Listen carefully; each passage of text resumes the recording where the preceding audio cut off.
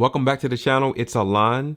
Thank you so much for joining me. Today, we're going to be talking about 3 things you should know when you're shooting a client video. But before I do so, let me share one of my client videos that I did for a fitness kickboxing company, which is 9 rounds.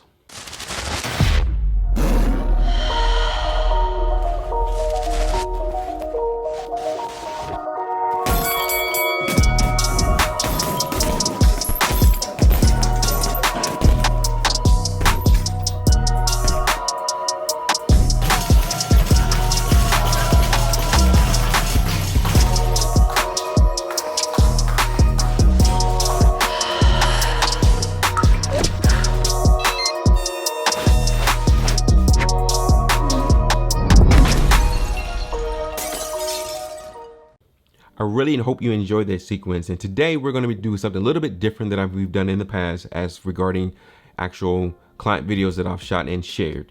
And so today is all about the business aspect of how we do things, and wanted to give some insights and be helpful to those who may be starting, who's a freelancer, or maybe you're already an established business.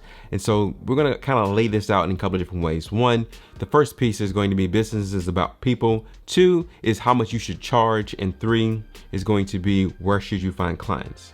So starting with number 1, so business is about people, and it's about building a relationship. With anything that you want to do as far as business, you have to understand a couple fundamental things. First thing you want to do is establish a relationship, as well as being able to build trust. Well, how do you build trust? Well, that's simple, is you have to be able to effectively communicate and lay out your intentions and the expectations of what the services that or products you're providing to the client. And so once you've done that, the other thing that's really important is being able to be likable, meaning that you're not a difficult person to deal with. And so you can have the greatest talent and be really good at your craft, but if you're hard to work with, 9 times out of 10 you're not going to get repeat business from this customer. They may sign on initially, but that will be it.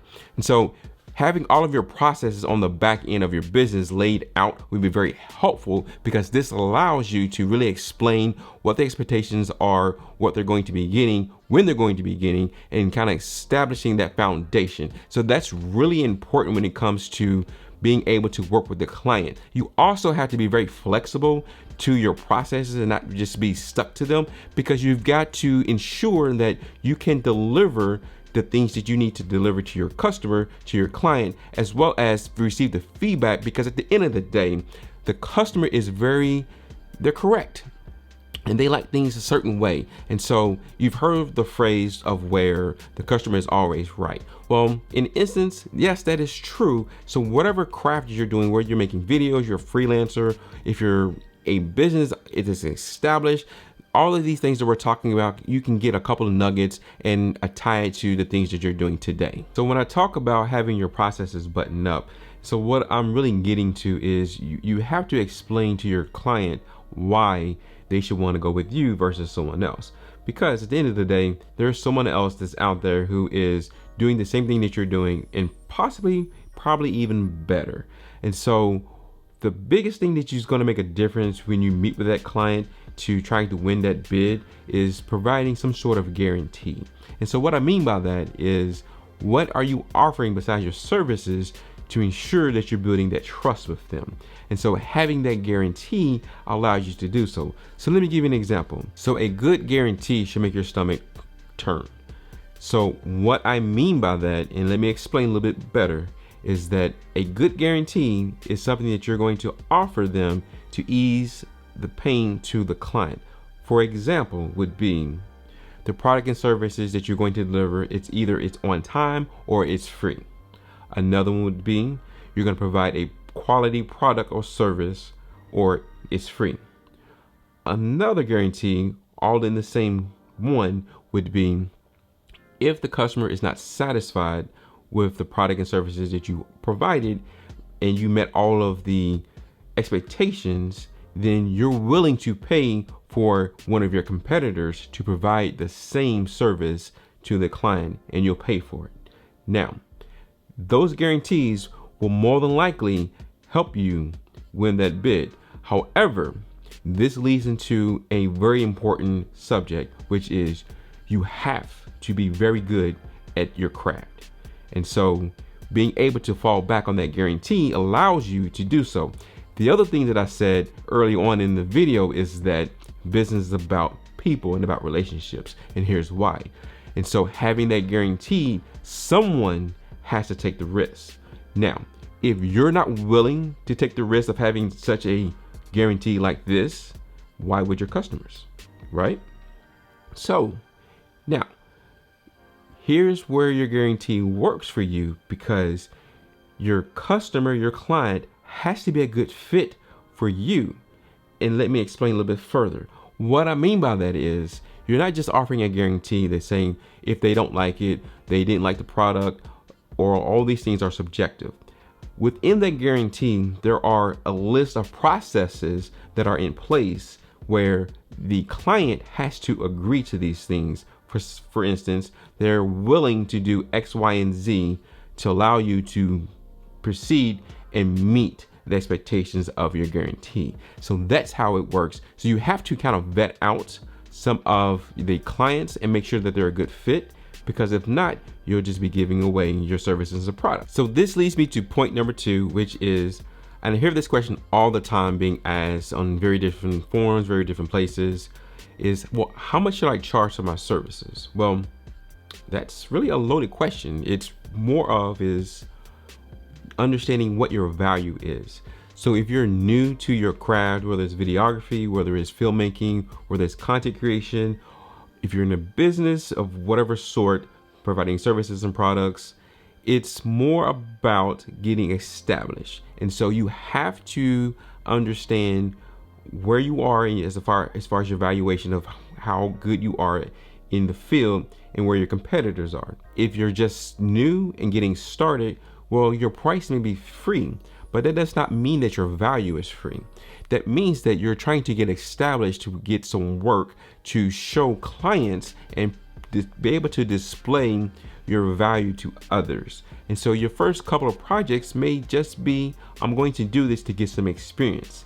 Now, that's a price all to its other self, even though there was no exchange from a money perspective, but there still is value. How this really works is, a client that you get and you do it for free, they have relationships with other businesses, other affiliates, and so they may see your work, their partners may see your work.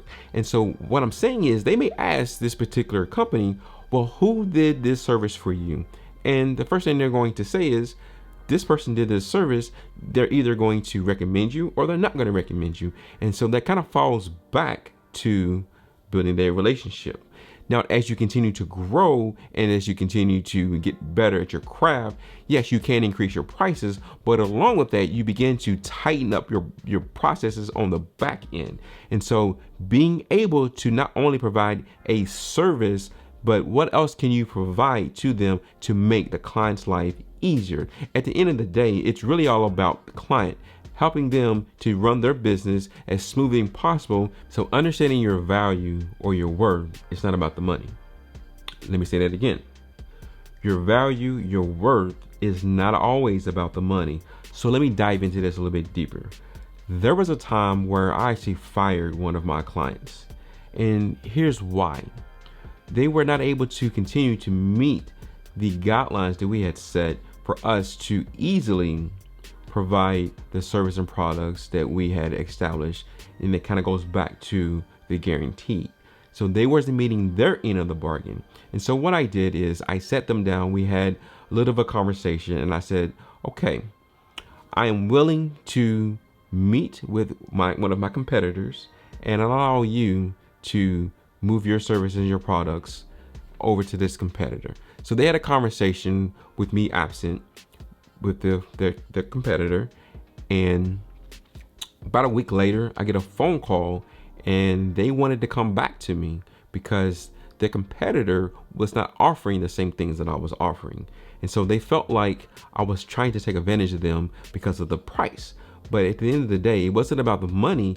For me, it was about all of the extra things that I do for you as a client.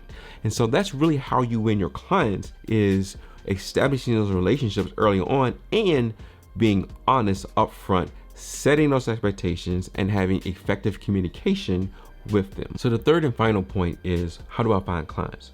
What you really should be asking is, how do I find clients that's a good fit for me? So which is better, you finding the client or the client finding you? So 80% of the work that I do today comes from either word of mouth or referrals. I don't advertise, I don't put ads out on Facebook or Google. It's primarily been coming from my existing customers, whether they're being repeat customers or them referring to one of their affiliate partners and putting in that word of, hey, this is a company that you want to work with because they do excellent work and they go up and beyond and they are easy to work with.